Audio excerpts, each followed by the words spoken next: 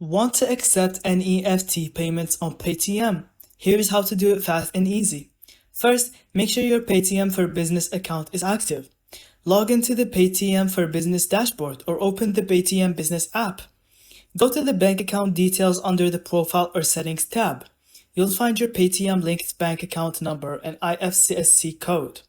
Share these details with the sender. They'll use them to transfer money via NEFT from their bank.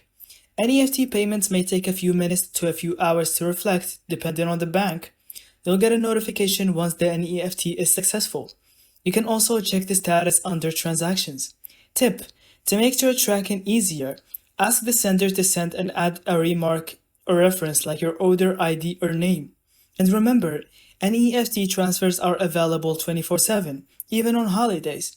That's it. You're now ready to accept NEFT payments under your Paytm account. Thank you so much for watching. I hope you found this video helpful. Don't forget to leave us your thoughts in the comments.